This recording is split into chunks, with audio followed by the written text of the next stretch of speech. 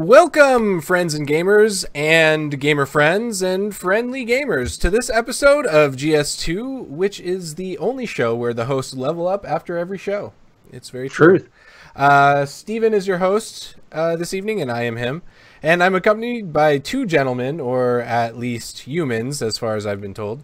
Tonight we have with us Bowman. How are you, fellow human and sir? Doing well. How are you? And a man who was able to miraculously get unencumbered for this evening. Dame is here with us. Dame, how are you? Still trying to choose a perk point after my level up last week. I think I have a store of points because I was not aware of this level up after every show. Jeez. We've been hiding it from you. Yeah, I've got 20 points to put into my skill tree. At least. So tonight's show we have a lotl news to go over. It's not quite a little, but it's not entirely a lot, so it's a lotl. And to start us off this evening, we're going to talk a little bit about the Game Awards. I'll be pushing some trailers as we chat a little. I know you guys didn't get to check out all of it, but as we go through, if there's anything that we missed that you guys like and want to talk about, for sure, let's get into that. So let's move over to our little trailer layout here as we start talking about a little bit of these reveals, as well as at the end we're going to talk about the winners of this year, which I'm sure are going to be very different from what we're going to say the winners are next week. But one game that stood out to me so far, and I know it stood out to you guys as well, is Outer World, right? Yeah. Indeed. So I think a lot of people are interested in that one. It's made by Obsidian, who is now owned by Microsoft, and it's like an intergalactic Fallout-esque single-player game that's headed to PC, Xbox, and PS4 next year. And you know, it's got a lot going for it. I mean, I feel like it's taking Fallout a few steps further than we've seen before. Plus, Microsoft, you know, say what you will about them, but you know, they're backing it, so it's like, you know, it's not like they're going to run out of money anytime soon. And, you know, Microsoft, they could have said this is a Xbox exclusive type thing, but they didn't. So, you know, everyone should be thanking them. But what do you guys think so far? I really like the aesthetic of it. It really reminds me of like a BioShock game, and I really dig that kind of quirky mix of like you know, new and old technologies and art styles and stuff like that.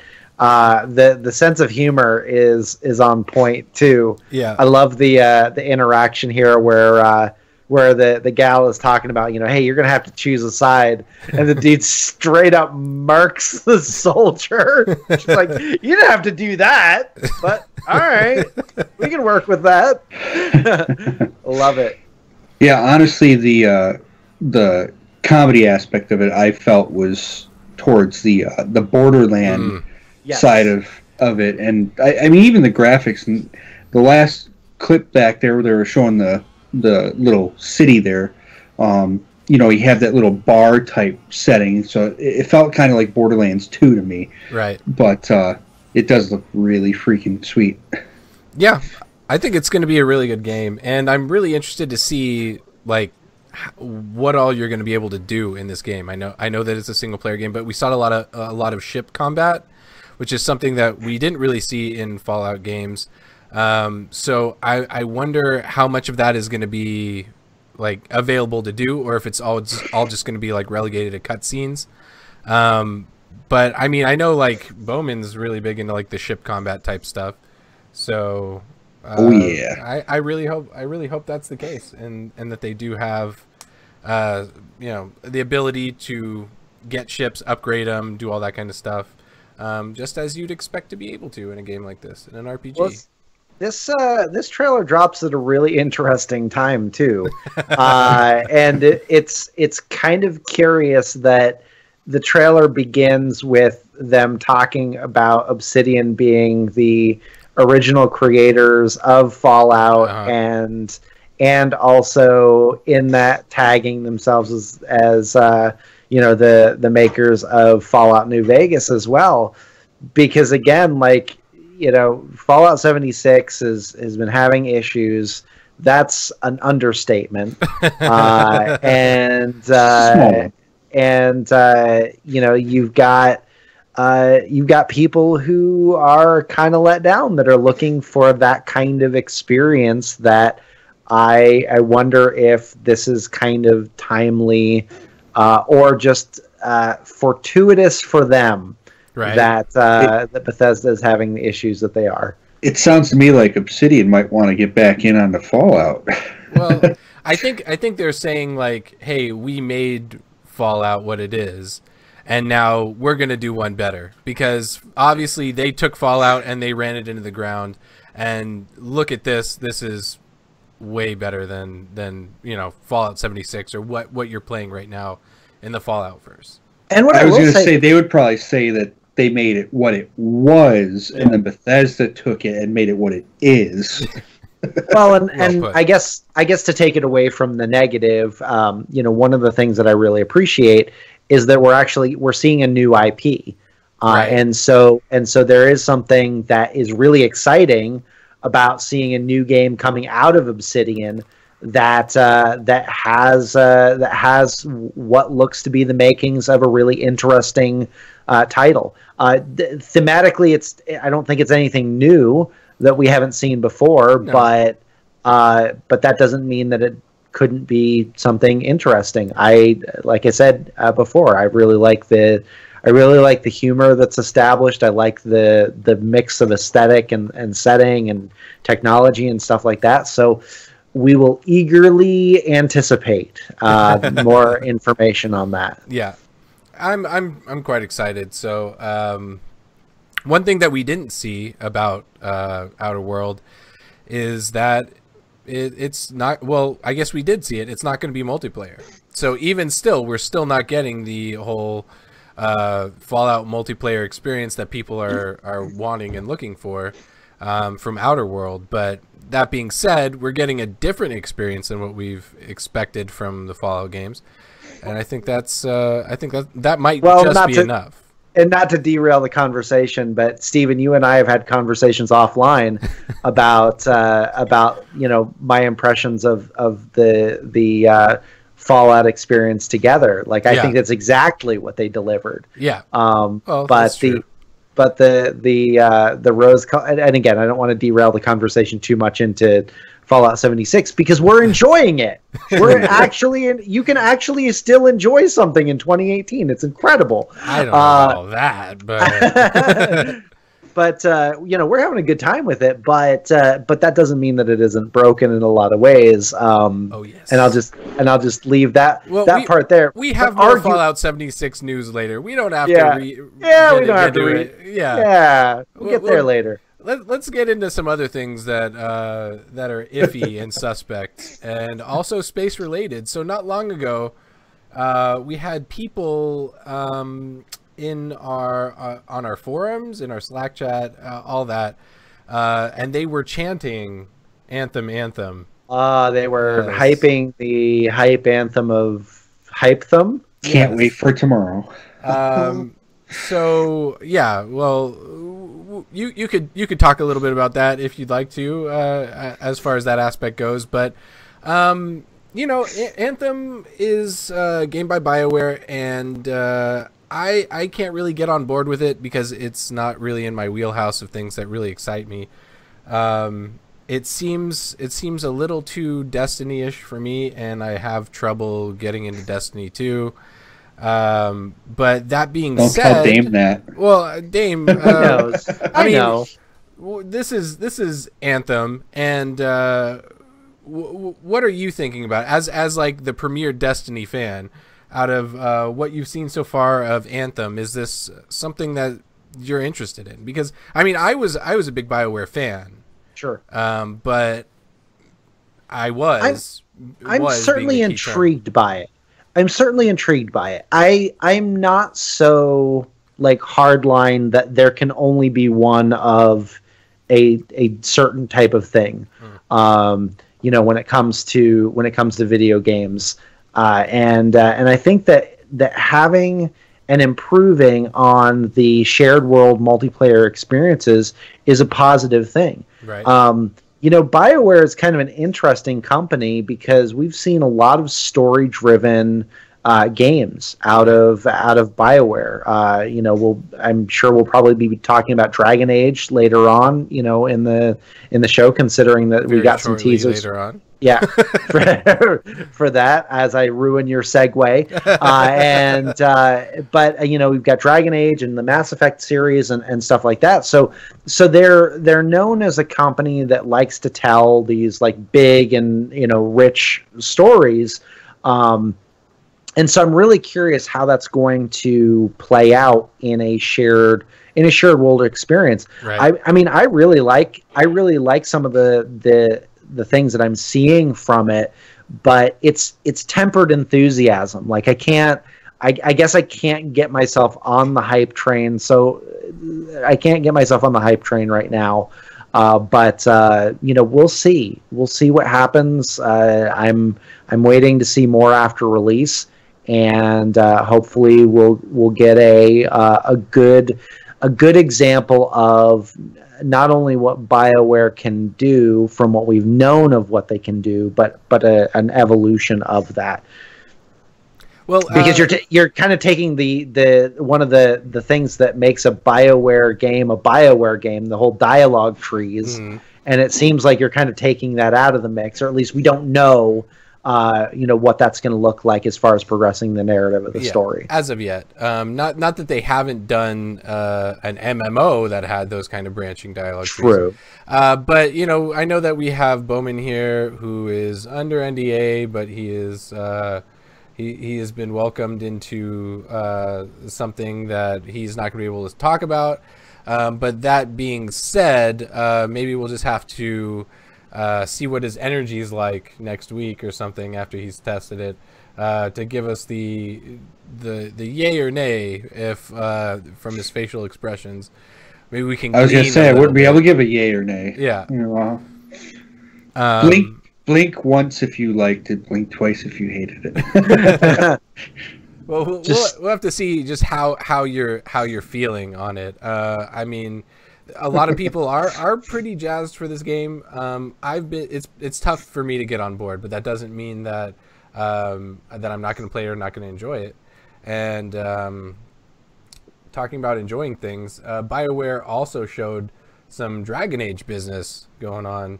Were you guys fans of the last Dragon Age Inquisition? I think was it? I loved Dragon Age Origins, the first one. Right. I did not really like the second one, and the Inquisition, I played it for an hour and I couldn't get into it. I liked the story from the first one, and the other two just kind of fell off the wayside for me. Right. This is probably going to make me a terrible person, but I have not touched any of the Dragon Age games. No? Nope. I haven't.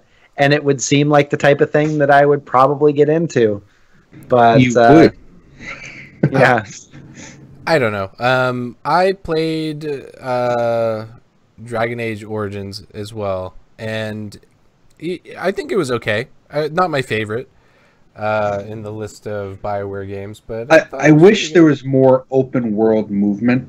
Like in in all of them, you have to pick a spot to go on the map, and then you go, and like in Dragon Age Origins, you see this little path moving up the map, and then all of a sudden, ooh, you're in an attack, and you have to defeat the enemies, and then you continue on your way.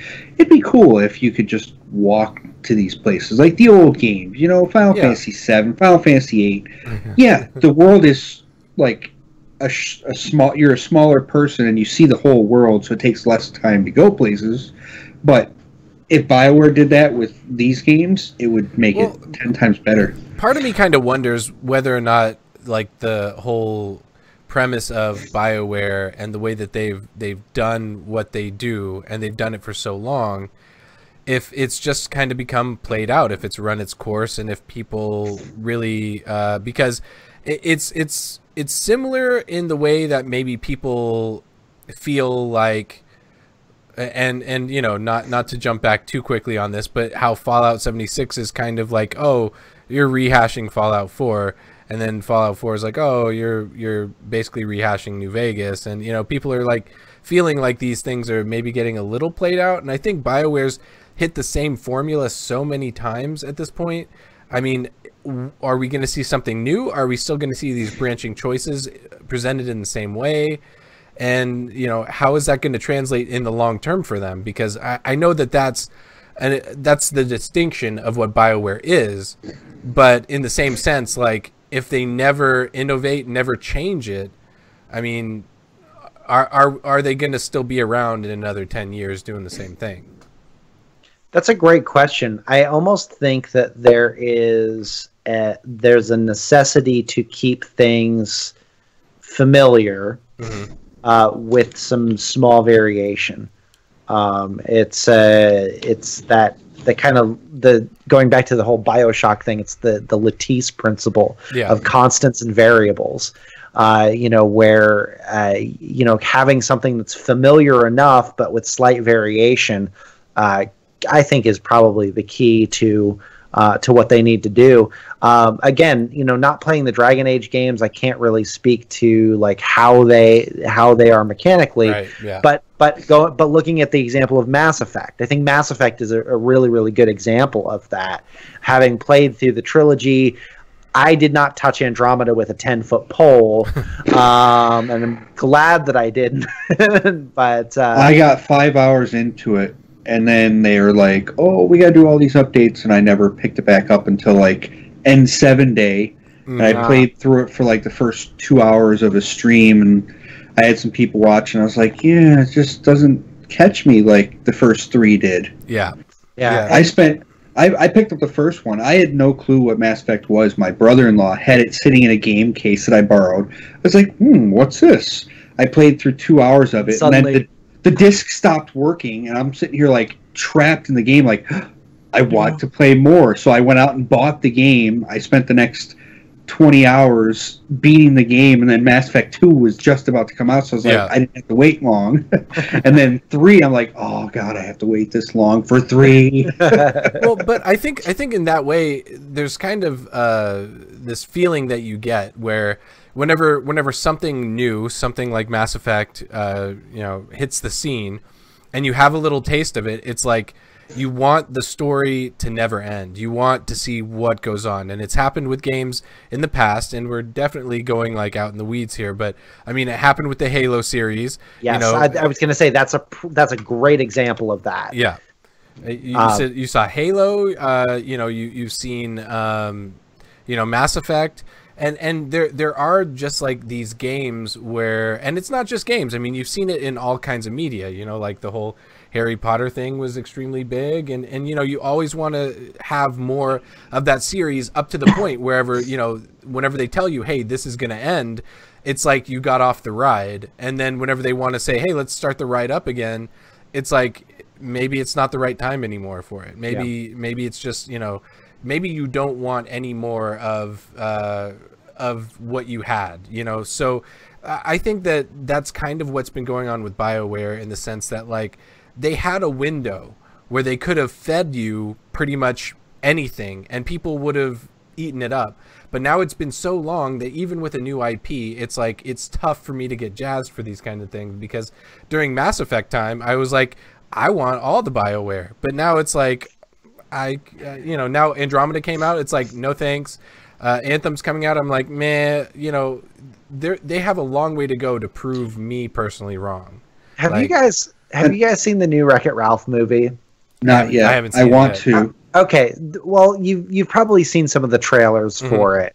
Okay, so there's a trailer where there's a little girl, I believe, that's sitting in the back of a car with an iPad, right, or some type of tablet, and she's playing this game where you give the bunny the pancakes and you give the kitty the milkshake, right? Yeah.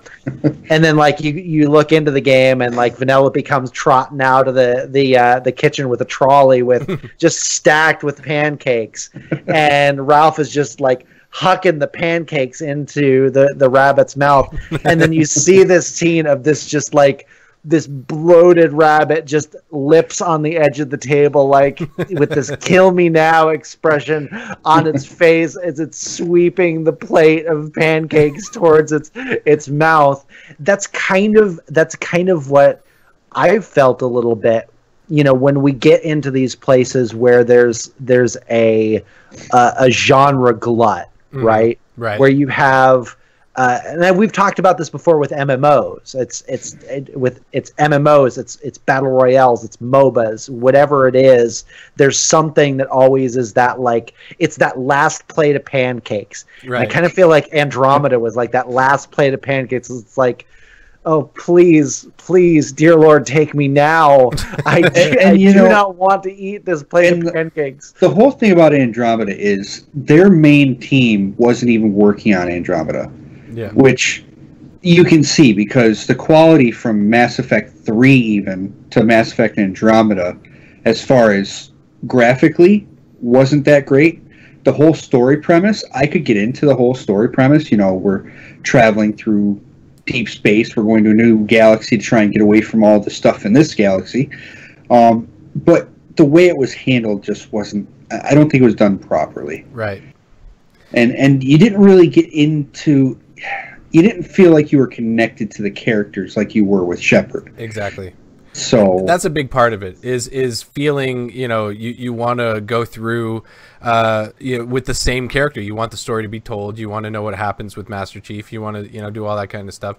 And, that's one of the reasons why I personally believe Nintendo's done it right for so many years. You always are talking about what's going on with Link, what's going on with Samus. Like you're living out a new situation in their story.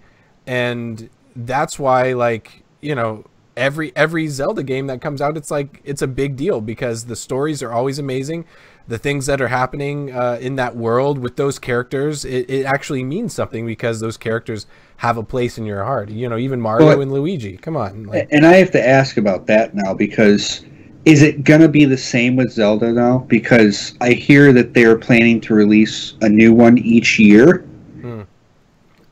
Last report I saw. So, I mean, if they're pushing games out that quick, people are going to be like, Link again. Maybe because for a while there they were doing an accelerated release schedule. It was just not always on their main console. We're going to get Zelda. We're going to get Zelda 2K19. Yeah. It's going to be the same story with a different area to explore. Well, now, I mean, we already kind of have that kind of stuff with games. They're just a new DLC or something. I wouldn't hate it if they do it right. But we're kind of going off on a way far off tangent. Your fault. Let's get back to the Game Awards. Here's a shocker, and doubly so because shocker might actually be in the game.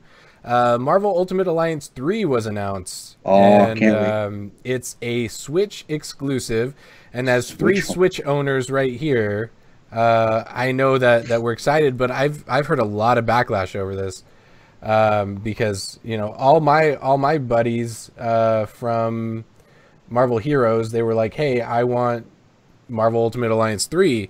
But most of them don't own they don't own a Switch, so go buy one. Well, that is the answer, right? That is a solution. Yep. That is the only solution at this point. So what I will say to this end, outside of that, I'm pretty excited about this, is that the Switch has actually become a really good platform for ARPGs. Absolutely. This year we saw the success of Diablo 3 launching on the Switch. We've had other games like Victor Vran that have made it onto there. I'm really, really hoping that we see with the launch of Torchlight Frontier. I would love to see Torchlight 2 come to the Switch as well. Oh yeah. The system really just it plays itself well. Or it lends itself well to that type of genre. Right. I don't know what it is, but it's functioned very well for it. I agree. Splatter says, please, please, please give us PoE on Switch now. Yeah, I was gonna say that's been a big conversation too. Is Path of Exile is another one of those games that it would probably port very well to the Switch, and it is a small wonder that has not happened yet. Well, anything can happen. I mean, we're seeing that more and more. So Marvel Ultimate Alliance 3 is being made by Team Ninja. Go Ninja, go.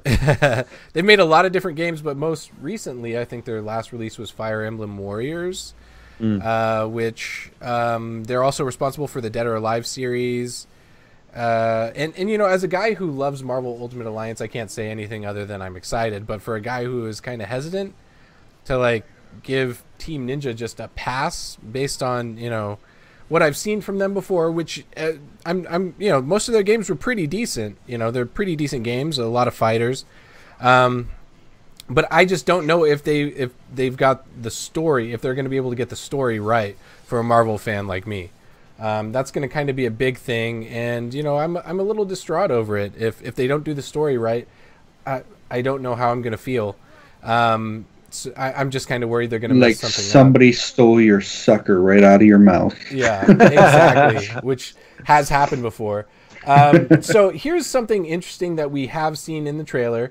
One character that means a lot here is that Wolverine is there. Not Nick Fury, but in Wolverine. His Wolverine suit. That is true, but who cares about the suit so much as he's there? Because you know, Wolverine, you know, he didn't show up on launch in Marvel vs. Capcom. He didn't show up. You know, they didn't put any mutants in Marvel Battle Lines whenever it released.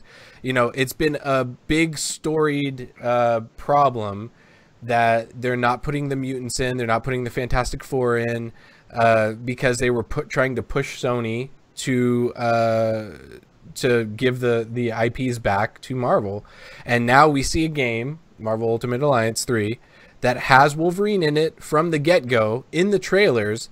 That's a big deal. That's a really big deal. And maybe it's a sign that, you know, that the deal is progressing and that they know that, you know, the IPs are going to be back in Marvel's hands soon, and they're just allowing the allowing the characters to be a little bit more inclusive in all the different games now. But seeing that on launch really made me happy. Well, and you said Sony, but Fox is the ones that had. Oh yeah, sorry, Fox. I was going to say Sony has the Sony has Spider-Man and Venom and that. Thank universe. You for that. So yeah, the Fox deal is what I'm talking about.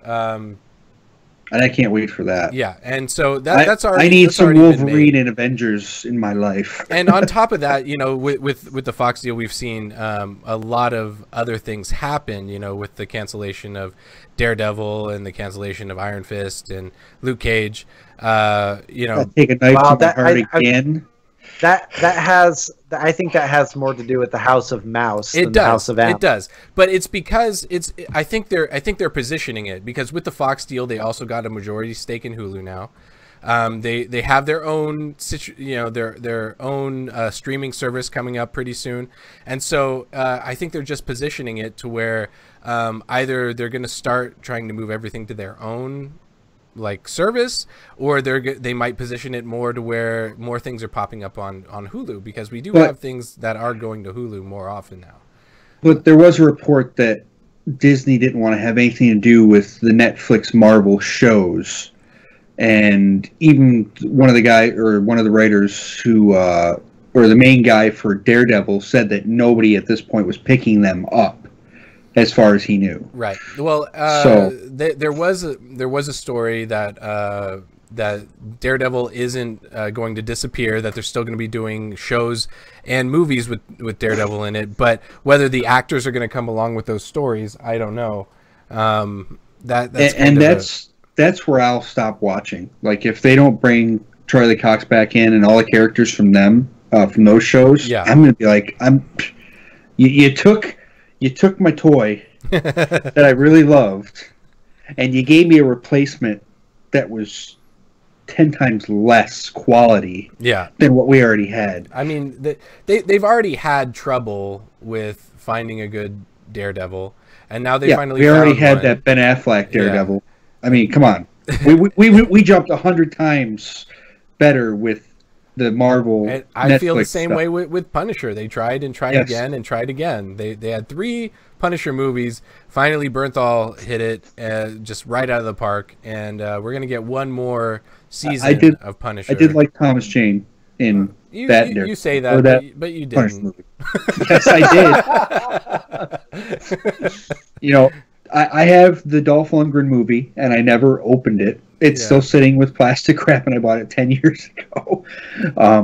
I never watched the one after Thomas Jane's one was Warzone. Yeah, Warzone. So it's basically I've got Thomas Jane and I've got John Bernthal, and I love them both. Yeah, but Bernthal's way better. Anyway. Yes. But I still love the other one. Yeah. Travolta, come on. He was awesome as a bad guy. I don't know. Oh, come on. John Travolta as Frank Castle? What? No, I said as a bad guy. The retirement years? He was the bad guy in that Punisher movie. That Punisher movie is interchangeable to me with the Max Payne movie, if you remember that. Yes, I watched that and I was like, wow, this movie is like, whoa. Yeah, like those 2 movies could have been the same movie to me, and I wouldn't have cared at all. It's like somebody who made Max Payne was on an acid trip or something. Yeah. But aside from all that, Bernthal has done it right from the get-go, and I don't think they can drop them. Now, if they wanted to recast some of the characters, I still think Luke Cage was cast perfectly. Iron Fist, we're definitely going way off here. Let's bring it back a little bit, because we've got a limited amount of time. We've only got about 20 minutes left in the show, and I want to touch some other things. Most especially, this is one that doesn't really matter much to me, but I think it matters a little to Dame. So Far Cry got an announcement. Maybe you could tell us a thing or two about that, Dame, while I try to play this here trailer. Just a thing or two, because we only got 20 minutes. Just a thing or two, because we only have 20 minutes. Okay, so Far Cry New Dawn. We got a trailer for that, and this is a first for the Far Cry series in that it is the first direct sequel to a Far Cry game. It takes place 17 years after the events of Far Cry 5, so you will be returning to a post-apocalyptic event/world, or you will be returning from a post-apocalyptic event back into Hope County, Montana. The trailer showed us some glimpses of some characters that are making some semblance of an appearance. Looks like there are a couple of different factions within this new world, from the survivors to a gang that's dubbed the Highwaymen, that is led by twin sisters Mickey and Lou, and so, oh man, I am just beside myself excited for this. There were so many things that I really appreciated about Far Cry 5, and I still haven't played it. I am exceptionally eager to revisit Hope County. A couple of really interesting things from watching the trailer that I picked up on. Thing number one is that my boy is back. Pastor Jerome is back. I love that dude.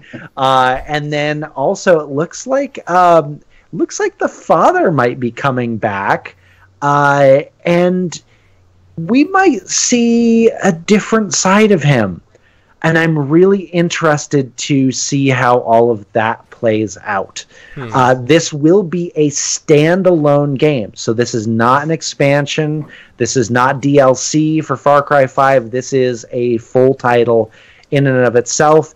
And from the VidDoc stuff that I've watched, it looks like they're taking you beyond Hope County as well for expeditions into different places in the world, so you can see what's happened in the broader world outside of Hope County. So this is a far outcry what Fallout 76 should have been. So, new Doggo Companion 2, which is super fluffy and looks super cute. There's also going to be a boar companion as well, which is pretty fantastic. Yeah. Such a bore. There's a lot of stuff with this. Looks really interesting. It looks like Mad Max meets Far Cry, and Ubisoft takes their anecdote generator and turns it up to 11. So this guy is very, very excited for that, and it drops very soon into the new year, February, I believe. I'm wanting to say it's like February 19th or something like that. It's really fresh into the new year. Well, I'm pretty impressed with how it looks. That it was pretty impressive. And I didn't play Far Cry 5, so I don't know what to expect. But it kind of feels like I may have to if I want to get into this into New Dawn here. Well, and that's what I'm not certain of. That's one thing that I'm not certain of, because with it being a standalone game, I imagine there's going to be some measure of exposition, right, in which they will let you know exactly what happened. I mean, even the trailer itself, the teaser itself, I should say, provided a fair bit of context of, hey, this is what happened, this is what's going on, and we'll probably fill in the blanks of what you really need to know. I imagine, Ubisoft being the publisher that they are, they'll probably throw some Easter eggs in there for the longtime fans. But yeah, I am. Man, I know for me, I'm pretty excited about it. Yeah. I am really looking forward. It would be cool if they did like Mass Effect and had your progression from the first one move over to the second one, so you start at a specific part. But here's the thing: is you're not playing as the same character. Oh. So that is also pretty interesting to me. Well, it'll be interesting to hear what you think about it once you get your hands on it. Indeed. So let's. He'll probably be invited directly there and be like, "Hey, I'm back." Yeah, just like last time. We'll see. Well, let's round out the rest of the Game Awards pretty quickly, and then we have just a smidgen of time left for the news. So the best, the winner for Game of the Year was God of War. Woohoo! The best ongoing game was Fortnite. Best game direction was God of War. Best narrative was Red Dead Redemption 2. Best art direction was Return of Obra Dinn. I don't know what that is. Never heard of it before the game show. Best music was Red Dead Redemption 2. Best independent game was Celeste. Best mobile game was Florence. Is that right? Best VR AR game was Astro Bot Rescue Mission. I have heard nothing but incredible things about that game. Yeah, I have not attempted it as of yet, but I guess it's worth a shot. I'll give it a try. Best action game was Dead Cells, which beat out Far Cry 5. Well, yeah, that's such a tough one because I loved both of those games. But Dead Cells was exceptional. The best action adventure game was God of War. Best role-playing game was Monster Hunter World. Best fighting game was Dragon Ball Fighter Z. That's pretty interesting. That is. Yeah. Best family game was Overcooked 2. Best strategy was Into the Breach. Best sports game was Forza Horizon 4, which I think that's pretty fair. Forza Horizon 4 was a good game. Best multiplayer game is Fortnite, which, you kind of saw that coming. Right. Best esports game was Overwatch, which is pretty interesting. That surprises me. That is pretty surprising, I thought. And then the rest were given out to like esports teams and streamer awards. things that we're not going to go into here, but if you're interested in that kind of stuff, I think we posted a lot of that information on GameSpace.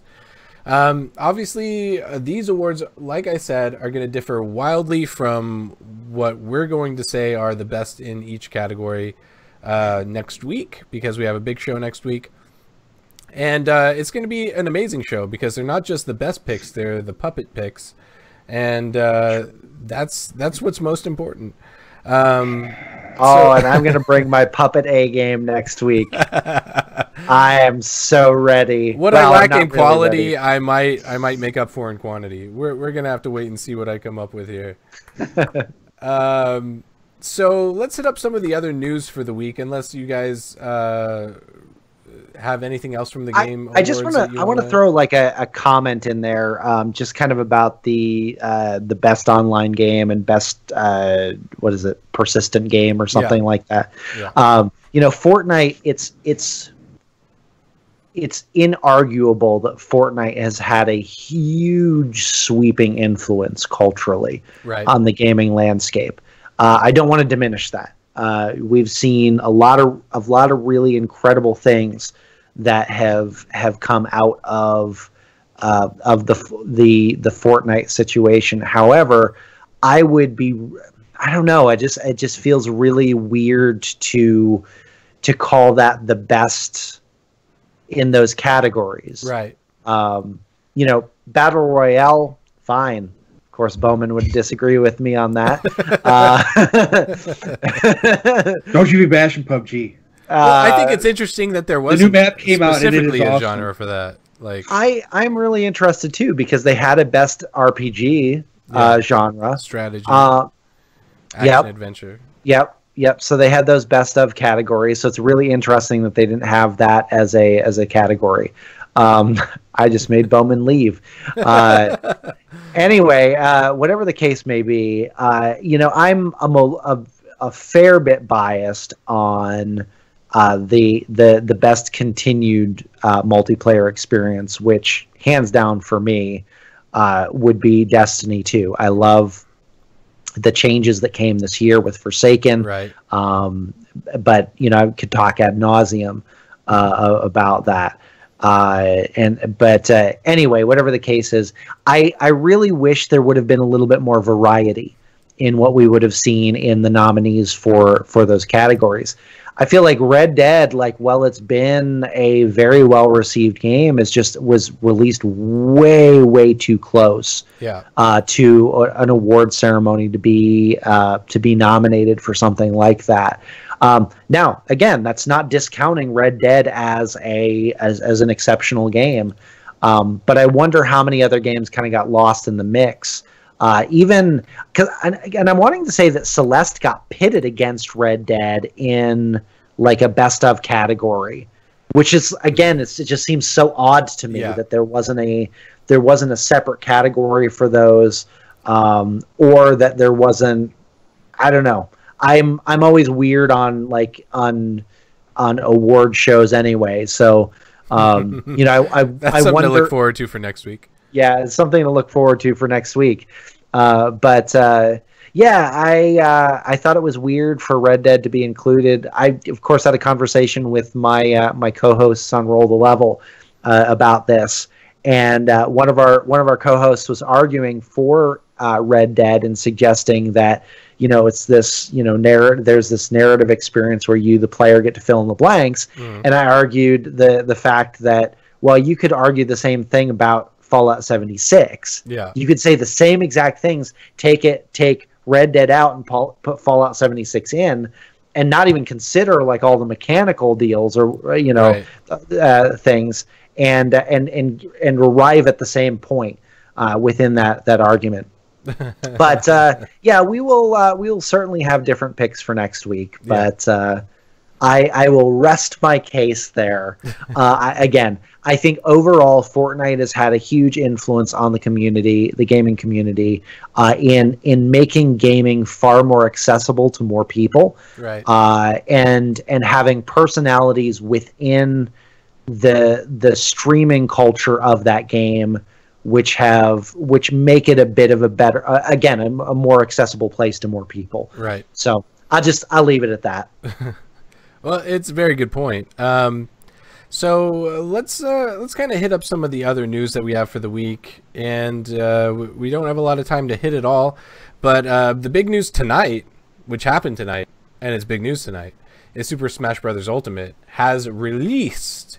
And I can't be more thrilled. Yeah, isn't that crazy? It was actually last night. Well, after midnight. Yeah, okay. Well, it's still then this morning. Whatever, Bowman. I have the game. I haven't had a chance to dig into it, but I'm super excited. And you guys, like I said before, you both have Switches.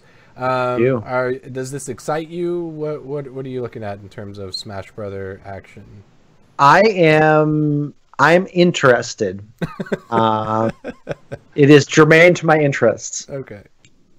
I would love to get it at some point down the road.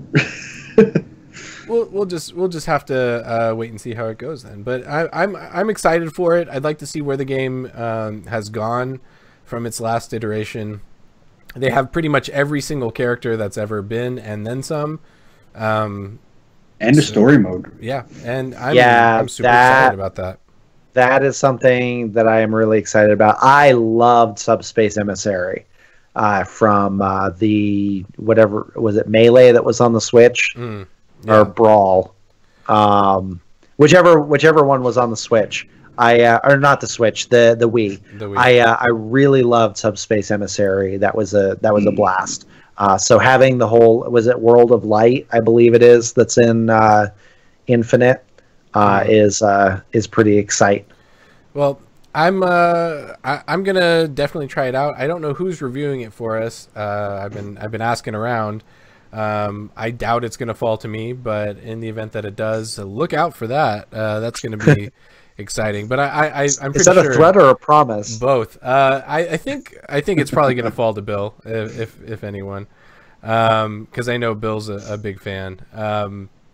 But aside from that, are you guys tired of Bethesda yet? Because this past week, news it just cannot catch a break. Yeah. Apparently, there were the users that put in support tickets to get their canvas bags. That it was such a big deal that they got these canvas bags. Bag is life. Yeah, apparently. Well, apparently they were given back-end access to the support system. And we're able to see users' names and addresses. No credit card information that I know of. But still, this counts as a breach, right? So Bethesda, send out the right bags the first time, and you won't have this issue. Well, they would still have this issue, just less people would probably know about it. I think that it's interesting that they're having so many problems. And I think that's why maybe we're seeing Obsidian over here saying, hey, guys, guess what we did before? Yeah. We did Fallout. Look at us. We made good games. Yeah, now we're with Microsoft. Now we're making good stuff, and we've got the money, and people are. And the greatest thing about that is Microsoft is backing them money wise, but they're saying go at it. Exactly. Yeah. Do what you're doing. Yeah, Microsoft has had a very good outlook on how they treat their studios. So. Yeah. I was going to say, Bethesda's going to be bought by Microsoft. Never. Over the years, I've had a lot of misgivings with the way that Microsoft has handled some things. Mm-hmm. But in recent history, I really think they've turned a bit of a corner with how they treat their companies and how they partner with some of these studios that they bring in underneath their roof. Yeah. And just kind of give them the backing to do the thing that they do. Yeah. So if only BioWare was underneath Microsoft. I still don't think it would help at this point. Maybe they might have a lot more of their senior guys that they used to have doing story if they had gone to EA. Maybe. I don't know. I think those guys just took the money and ran. I think they would have done the same thing eventually with Microsoft. But that's just my opinion. It is also easy to get lost in a large house. Yeah. So that's very true. There's that too. Well, in other bad news, Daybreak has laid off 70 employees, which, let's face it, it's kind of understandable. They've been struggling for a little while now, but this isn't the first time we've seen developers lose their jobs in December of all months. So it's twilight for those 70 employees. Yeah. Well, this comes on the heels of DCUO releasing a humongous update, a whole new world actually, and which also counts as a Little Mermaid joke because it is under the sea. And at this time, we're not sure which games are affected. But what are your thoughts on this, guys? I mean, it's always unfortunate to see, companies like this that have had, a large staff, start to cut loose and shed people at that type of rate. It makes me wonder what's going on internally to constitute such a drastic reduction in force. Mm-hmm.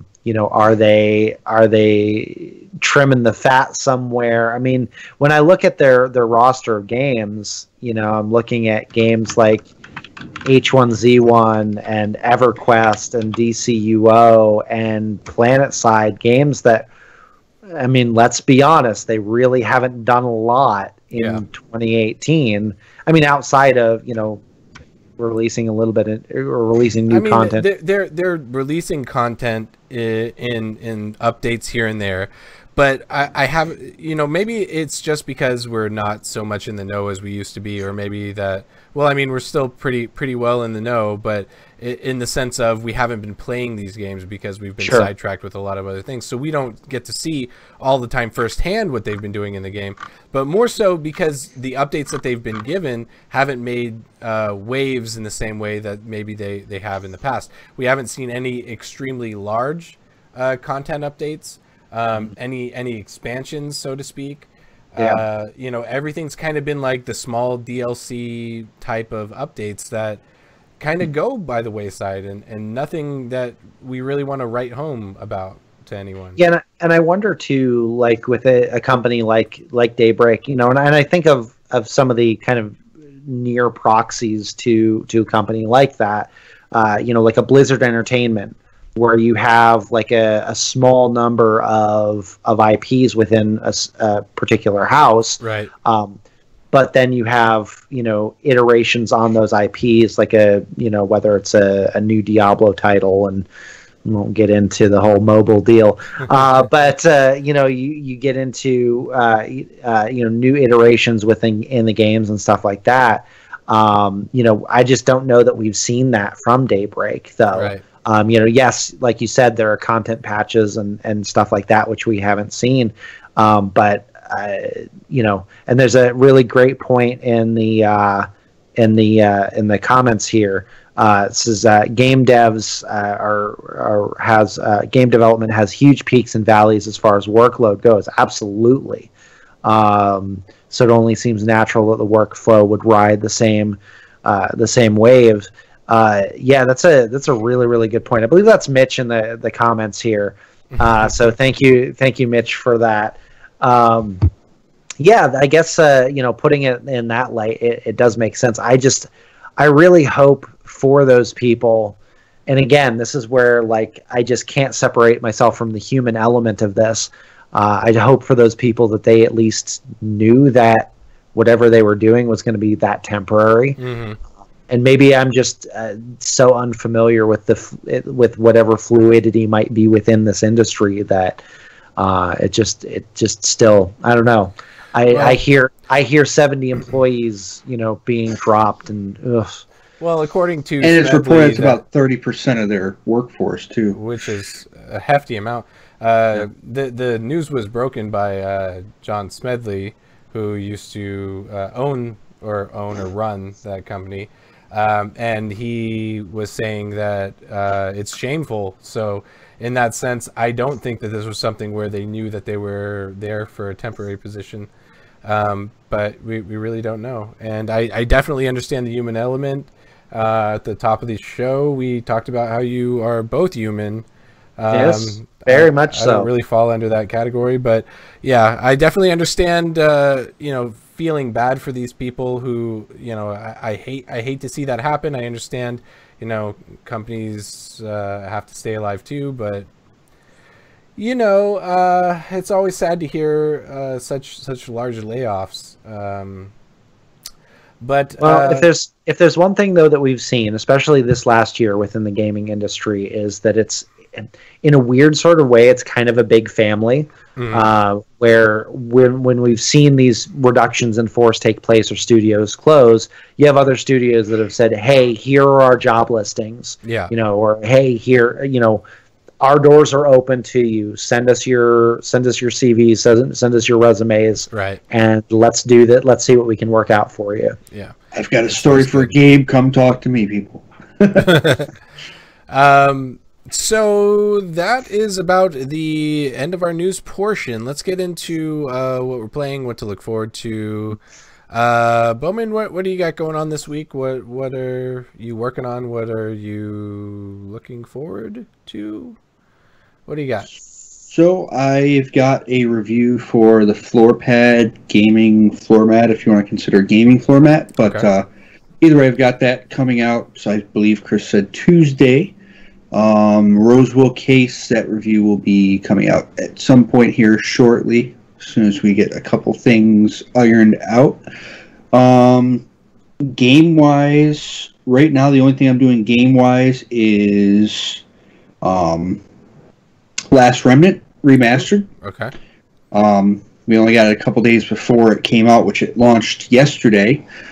So far, since it has released, I can talk about it. I don't think there was an embargo either way, but so far, I played the original version on Xbox 360, and I thought it was one of the buggiest games I'd ever played. Like, you could walk, and then the game stutters, and then it takes you like 5 minutes just to walk through one area. So, good news is I've played it for about 2 hours so far. Still trying to get more time into it because I've been doing other reviews. I'm working on a 2070 review currently. But played it for 2 hours. I have not seen, knock on wood, a single glitch issue like I saw on the Xbox 360 version. The graphics look amazing. Well, better I would than I hope so remember. in a remastered version. I don't think that they just meant that they're going to bring the old game over. No, right. We keep the source material. It's just as buggy as before. No. Get that classic experience. The bugs are definitely gone. It is a much improved game over the original.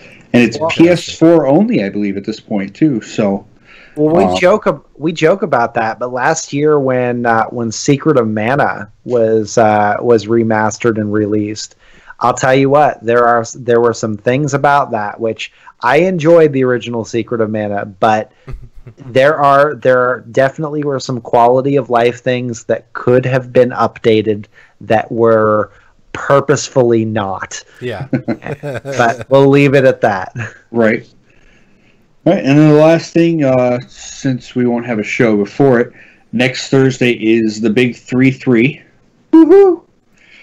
Just so everyone knows, my birthday. It's a birthday. It's not just a big. It's not a various. Nothing for MMORPG. Yeah. But I am doing a birthday stream over on my Twitch channel, the twitch.tv/thewolf1. So if anybody wants to come hang out and play PUBG, if you're a member of the Wolf Pack, you could play with me. We're gonna do squads. We're gonna play some Dragon Ball Online and do some random games. Just have a little fun time. Get together. Maybe blow out some candles on a cake. Got to do something for the fans, right? If you want more details, you can also find me on Twitter at @thewolf_1, because who took my TheWolf1 tag? Come on, guys. Come on. It's very popular. Yeah. I've had this name since PlayStation 2 with SOCOM Navy SEALs. Never had an issue until I joined Twitter. But that's pretty much everything for me right now.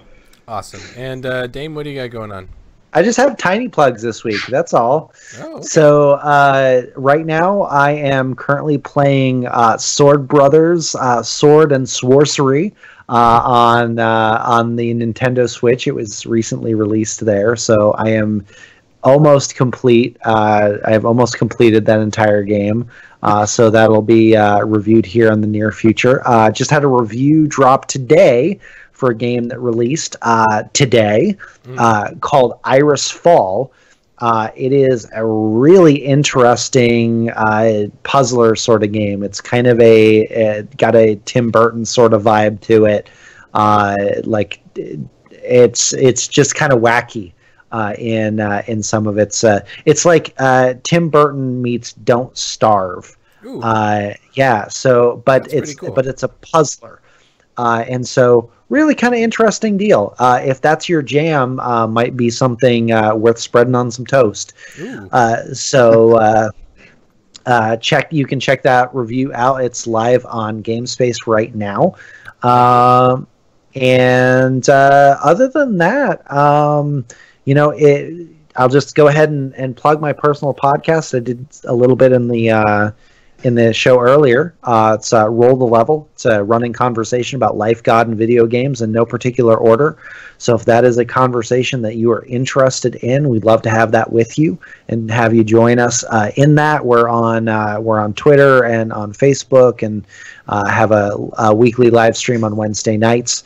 And it's just find us, Roll the Level. It's all one word, and look forward to hearing from any of you there. Sweet. So any people who have been following the Guild Wars 2 articles on MMORPG, you may notice we release them every Friday, but this Friday we did not. It was my article, and we've decided to push this article until Tuesday, because next week the Winter's Day stuff drops.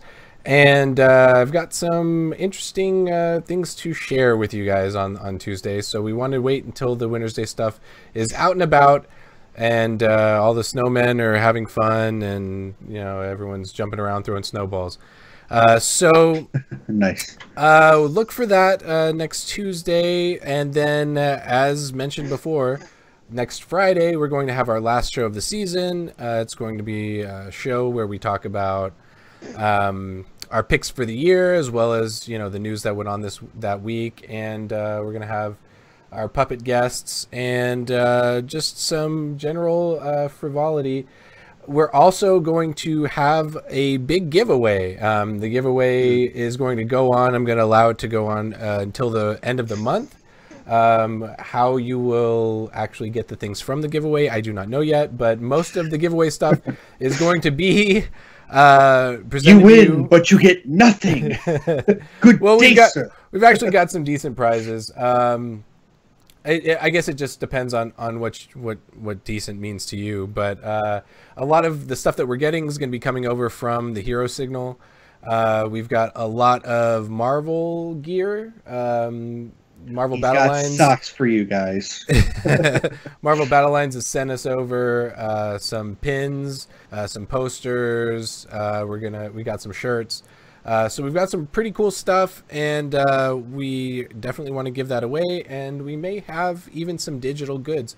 We don't know what's going on. We're going to see what Bill can rustle up for us, but we definitely have a lot of good stuff, Marvel gear, that's coming our way. And so definitely check out our show next week. Aside from that, I don't really have too much else that I've got in the hopper. Definitely check me out over on the Hero Signal on YouTube.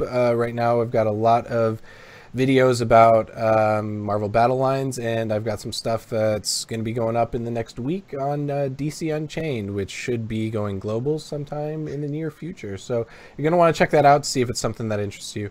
But aside from that, I think we've covered every possible thing we can cover this week. And I appreciate everyone for watching and joining us on the stream, and everyone out there in podcast land. Thank you, everybody, and we'll see you next week.